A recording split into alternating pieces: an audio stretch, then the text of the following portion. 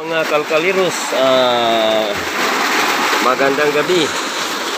So, tinitispire ko yung mga kalkaliros, itong ginawa kong isang burner, itong air nozzle niya. So, tignan nyo mga kalkaliros, oh. Parang siya, sunflower. Mahina na po yung binigay nating hangin dyan. So, ang hangin, yung speed controller ay nasa number 2. So, pag sinalangan natin ito mga kalkaliros, ayan o. Tignan nyo mga kalkaliros, napapansin nyo may halos yung kulay orange. Dahil nag-mix po yung hangin papunta dito sa kanyang apoy. Pero pag sinasalangan po natin yan, parang minamagnet, maganda yung maganda yung kalalabasan niya, no? Napakaganda ng yung laser niya. Kahit mahina yung binigay nating hangin, pero napakalakas ng kanyang apoy. Ayan, no? Tingnan nyo mga kalkaliros, no?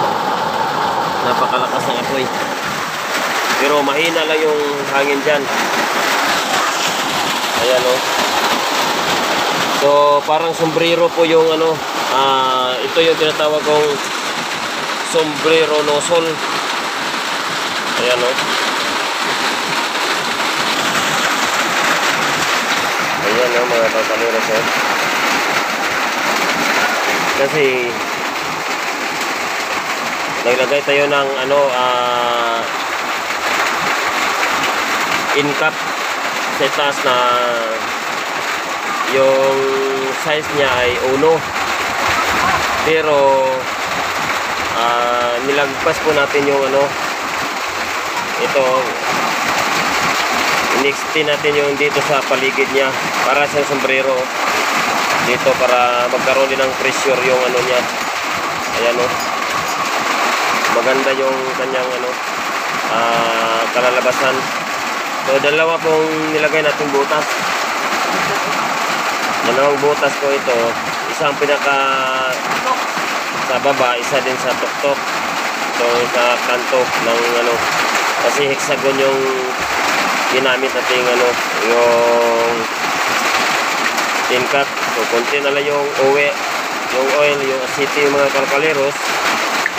Dagdagan natin.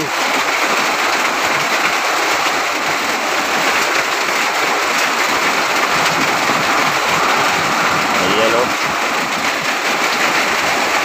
Ito yung kagandahan dito sa burner na ito mga kalkaliros, o. Napakaganda. So, normal po iyan mga kalkaliros na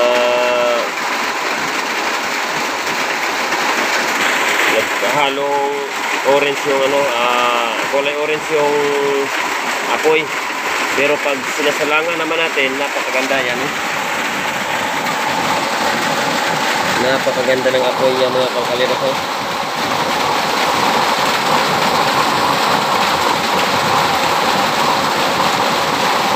Blue flame talaga mga kalkaliros. Ayan, oh. Napakaganda.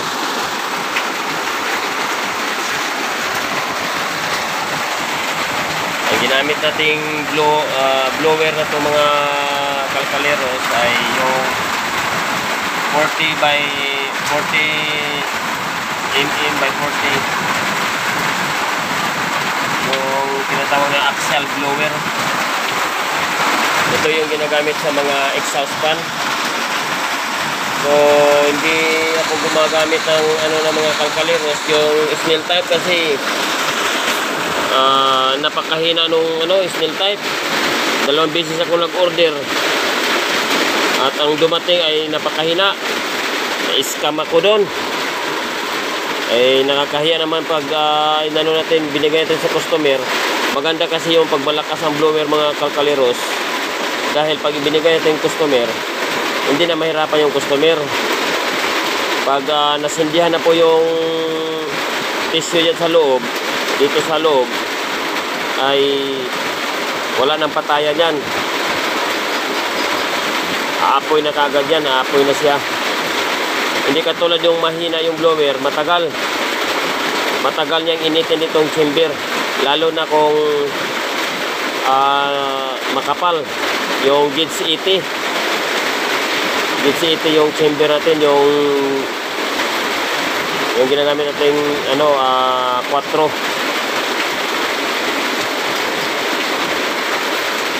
Yan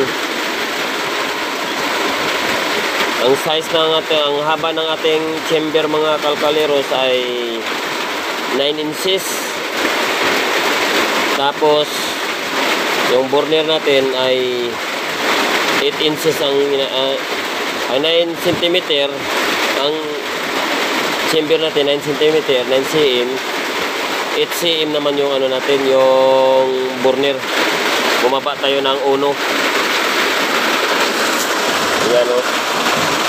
So, wala nang oil mga kalkaleros, bumaba na yung kanyang apoy.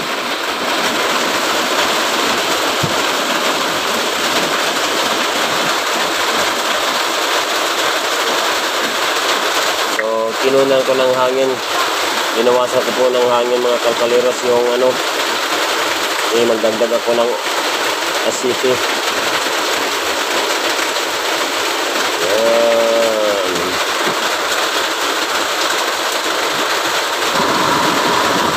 Ayan mga kalkaleros, napakaganda ng kanyang apoy. Ang sinasalang natin blue na blue, asul-asul, napakainit ng kawali. So ayan po mga kalkaleros, nakita na nyo yung apoy. Dalawa yung mga kalkaleros. 8 yung sa ibaba, 8 din yung sa taas. So 16 lahat yung top holes natin mga kalkaleros. Yung isa yung sa pinaka gilid at isa din yung doon sa pinakataas, yung kanto. Kaya naging 16 lahat yung butas natin sa itaas.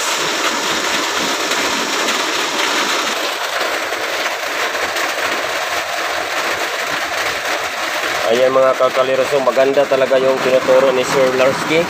Shout out nga pala kay Sir Larsky.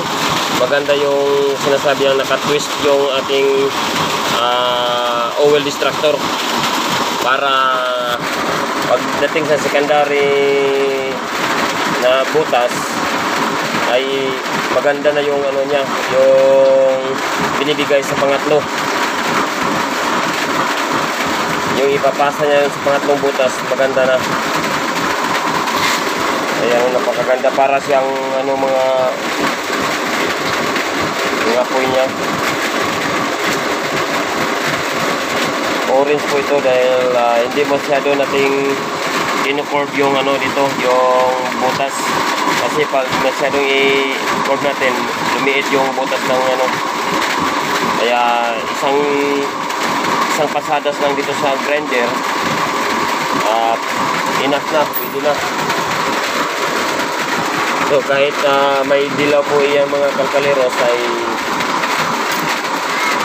yan, magiging blue flame yan pag nilagyan natin ng kawali. Magiging blue flame talaga siya mga kalkaleros.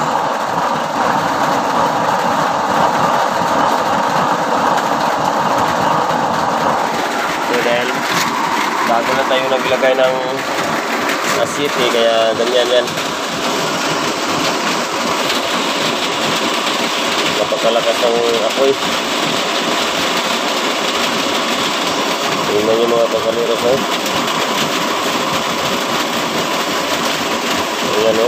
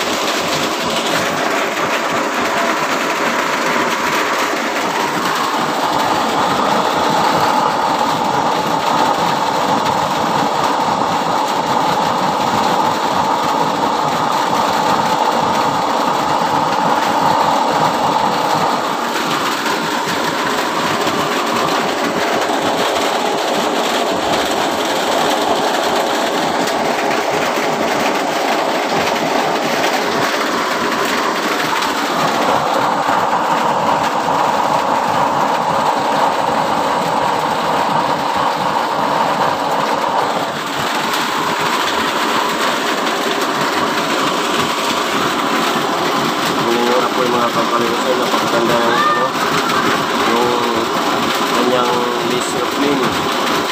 Yung hugis ng apoy, parang corona. Parang corona ng hari. Yan.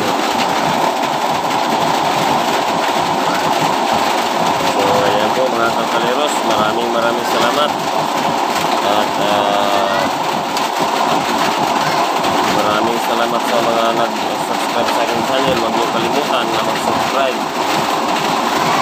Na yung mga hindi pa nakapag-subscribe sa akin, please subscribe na din.